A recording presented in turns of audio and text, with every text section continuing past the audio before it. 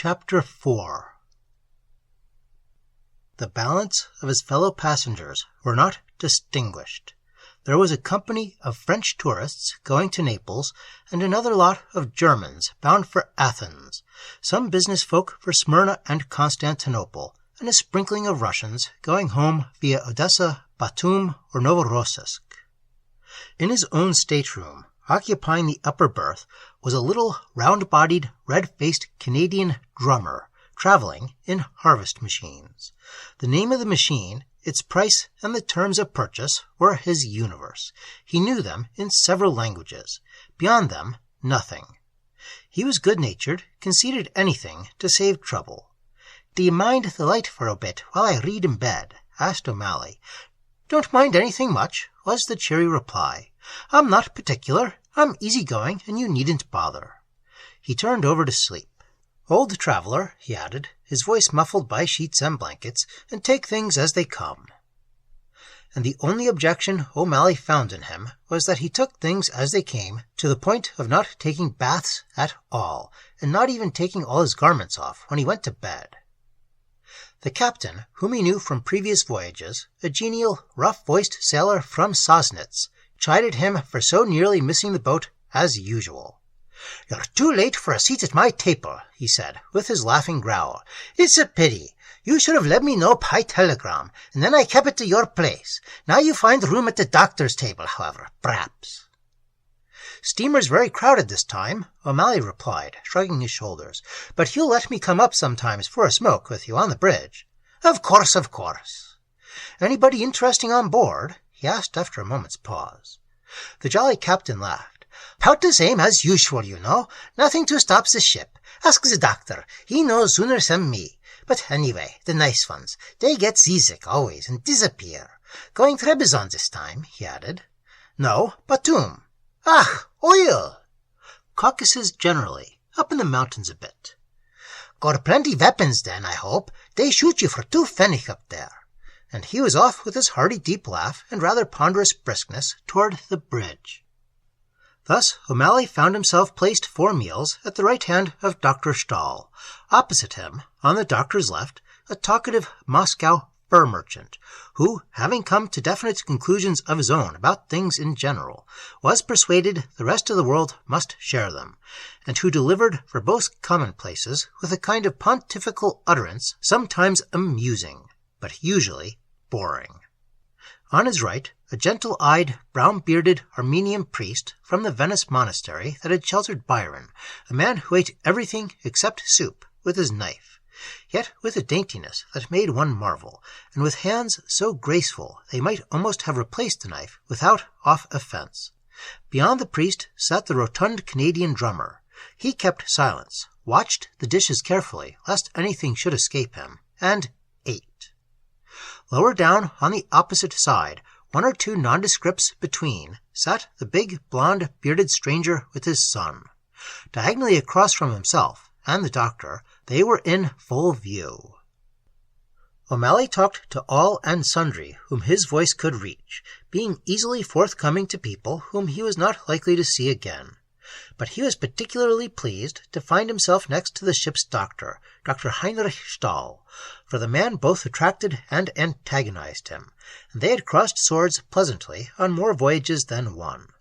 There was a fundamental contradiction in his character, due, O'Malley divined, to the fact that his experiences did not tally as he wished them to do with his beliefs or vice versa. Affecting to believe in nothing, he occasionally dropped remarks that betrayed a belief in all kinds of things, unorthodox things. Then, having led the Irishman into confessions of his own very faith, he would abruptly rule the whole subject out of order with some cynical phrase that closed discussion. In this sarcastic attitude, O'Malley detected a pose assumed for his own protection. "No man of sense can possibly accept such a thing. It is incredible and foolish." Yet the biting way he said the words betrayed him. The very thing his reason rejected, his soul believed. These vivid impressions the Irishman had of people, one wonders how accurate they were. In this case, perhaps, he was not far from the truth. that a man with Doctor Stahl's knowledge and ability could be content to hide his light under the bushel of a mere Schiffsarzt required explanation. His own explanation was that he wanted leisure for thinking and writing. Bald-headed, slovenly, prematurely old, his beard stained with tobacco and snuff, undersized, scientific in the imaginative sense that made him speculative beyond mere formulae, his was an individuality that inspired a respect one could never quite account for.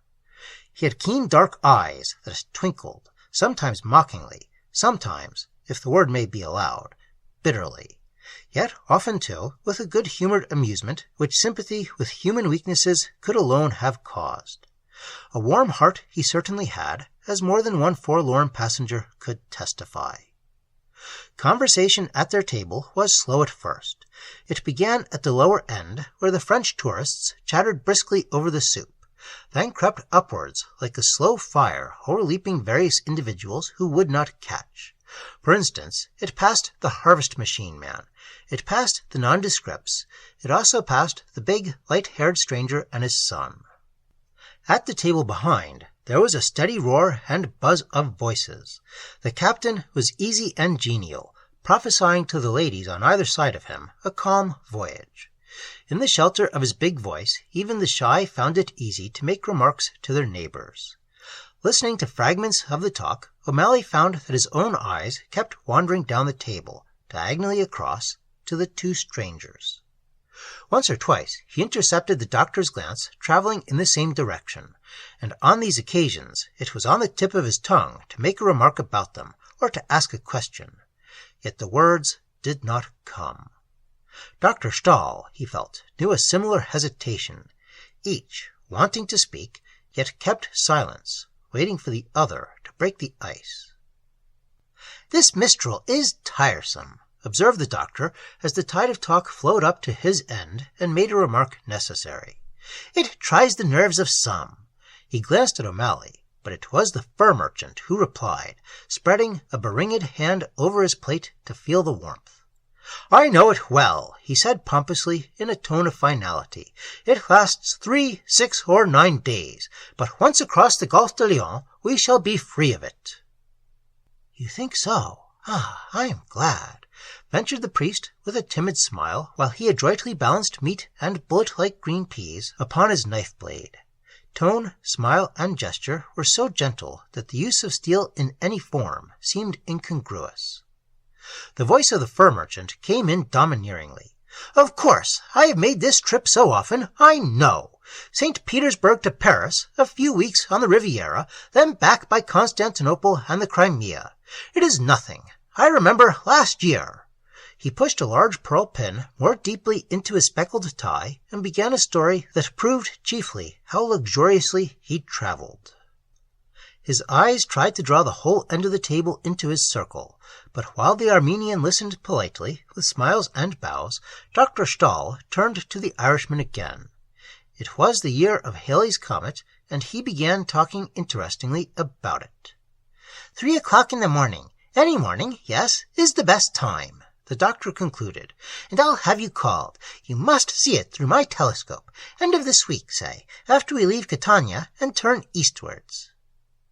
And at this instant, following a roar of laughter from the captain's table, came one of those abrupt pauses that sometimes catch an entire room at once. All voices hushed. Even the merchant, setting down his champagne glass, fell silent. One heard only the beating of the steamer's screw, the rush of water below the portholes, the soft scuffle of the steward's feet. The conclusion of the doctor's inconsiderable sentence was sharply audible all over the room. "Crossing the Ionian Sea towards the Isles of Greece." It rang across the pause, and at the same moment O'Malley caught the eyes of the big stranger, lifted suddenly and fixed upon the speaker's face, as though the words had summoned him.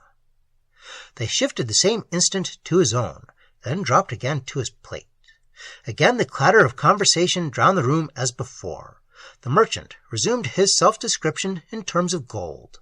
The doctor discussed the gases of the comet's tail. But the swift-blooded Irishman felt himself caught away strangely and suddenly into another world. Out of the abyss of the subconscious, there rose a gesture prophetic and immense. The trivial phrase and that intercepted look opened a great door of wonder in his heart. In a second, he grew absent-minded. Or rather, something touched a button, and the whole machinery of his personality shifted round noiselessly and instantaneously, presenting an immediate new facet to the world. His normal, puny self-consciousness slipped a moment into the majestic calm of some far larger state that the stranger also knew. The universe lies in every human heart, and he plunged into that archetypal world that stands so close behind all sensible appearances. He could neither explain nor attempt to explain, but he sailed away into some giant swimming mood of beauty, wherein steamer passengers' talk faded utterly, the stranger and his son remaining alone, real and vital. He had seen. He could never forget. Chance prepared the setting, but immense powers had rushed in and availed themselves of it. Something deeply buried had flamed from the stranger's eyes and beckoned to him. The fire ran from the big man to himself and was gone. The Isles of Greece. The words were simple enough, yet it seemed to O'Malley that the look they summoned to the stranger's eyes ensouled them, transfiguring them with the significance of vital clues. They touched the fringe of a mystery, magnificent and remote, some transcendent psychical drama in the life of this man whose bigness and whose loneliness, that must be whispered, were also in their way other vital clues. Moreover, remembering his first sight of these two upon the upper deck a few hours before, he understood that his own spirit, by virtue of its peculiar and primitive yearnings, was involved in the same mystery and included in the same hidden passion. The little incident illustrates admirably O'Malley's idiosyncrasy of seeing whole. In a lightning flash, his inner sense had associated the words and the glance, divining that the one had caused the other. That pause provided the opportunity. If imagination, then it was creative imagination. If true, it was assuredly spiritual insight of a rare quality. He became aware that the twinkling eyes of his neighbor were observing him keenly. For some moments, evidently, he had been absent-mindedly staring down the table. He turned quickly and looked at the doctor with frankness. This time it was impossible to avoid speech of some kind. "Following those lights that do mislead the morn?" asked Dr. Stahl slyly. "Your thoughts have been traveling. You've heard none of my last remarks." Under the clamor of the merchant's voice, O'Malley replied in a lowered tone. "I was watching those two halfway down the table opposite. They interest you as well, I see." It was not a challenge, exactly. If the tone was aggressive, it was merely that he felt the subject was one on which they would differ, and he scented an approaching discussion. The doctor's reply, indicating agreement, surprised him a good deal. "They do. They interest me greatly." There was no trace of fight in the voice. "That should cause you no surprise." "Me? They simply fascinate," said O'Malley, always easily drawn. "What is it? What do you see about them that is unusual? Do you, too, see them big?" The doctor did not answer at once, and O'Malley added, "The father's a tremendous fellow, but it's not that—" "Partly, though," said the other. "Partly, I think." "What else, then?" The fur merchant, still talking, prevented their being overheard. "What is it marks them off so from the rest?" "Of all people, you should see," smiled the doctor quietly. "If a man of your imagination sees nothing, what shall a poor, exact mind like myself see?" He eyed him keenly a moment. "You really mean that you detect nothing?"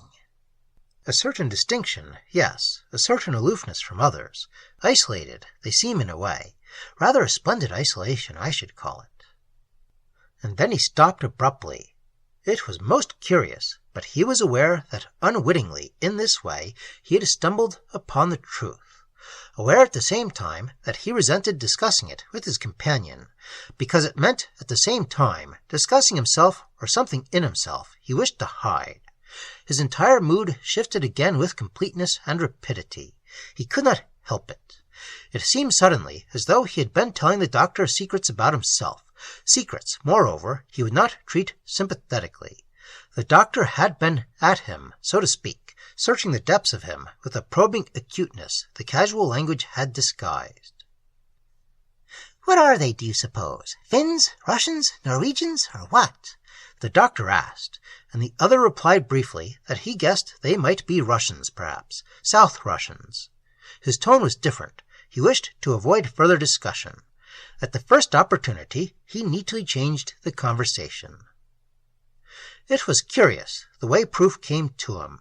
Something in himself, wild as the desert, something to do with that love of primitive life he discussed only with the few people who were intimately sympathetic toward it. This something in his soul was so akin to a similar passion in these strangers that to talk of it was to betray himself as well as them. Further, he resented Dr. Stahl's interest in them, because he felt it was critical and scientific. Not far behind hid the analysis that would lay them bare, leading to their destruction.